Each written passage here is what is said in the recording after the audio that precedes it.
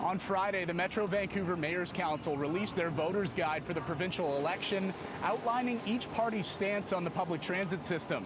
The guide, it comes after the Mayors Council sent a letter to the main political parties back in August calling for the next government to reshape the current transit funding model and to support TransLink's Access for Everyone plan. The status quo, as it stands, is not great. And it's pretty sad that what we're talking about is trying to stop making it even worse.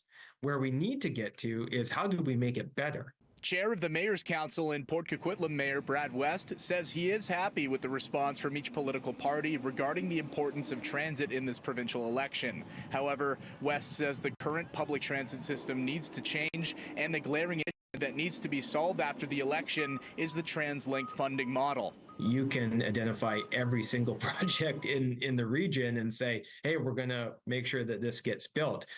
If we don't figure out the funding piece, the operating funding, then you won't be able to run the service. And what good will that be for people? Back in late July, TransLink released a report highlighting a $600 million funding gap each year, detailing potential service cuts by the end of 2025 if a new funding model isn't implemented.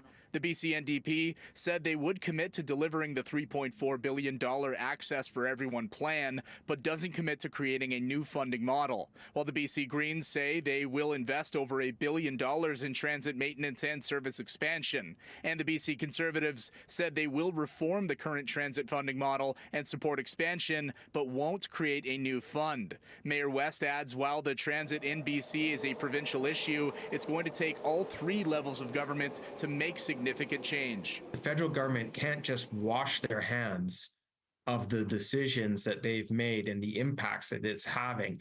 They have to be at the table as well to provide support to ensure that our infrastructure is keeping up with the population growth that's happening in the region. Dennis Agar, an advocate for public transit, hopes to see the next provincial government invest in transit funding. But at the end of the day, if we don't fund transit the way it needs to be funded, we're going to be spending way more on other issues, right? Like investing in transit is the cheapest thing that we could do. And if we don't, we're going to have to invest in food banks. We're going to have to invest in extra wide highways cutting through our neighborhoods. That's the kind of thing that we would need to do instead. In Vancouver, Joe Sadowski, City News.